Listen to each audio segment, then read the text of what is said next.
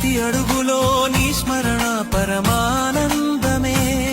నీ భక్తుడై పుట్టడం నా గొప్ప వరమే. నీ సేవలో తరించడం నా అంతరంగ బలమే.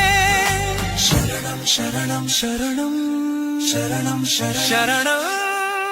ఏదేమాయో లోకం అంతమాయే, నీ నామస్మరణే శాశ్వత సత్యమాయే.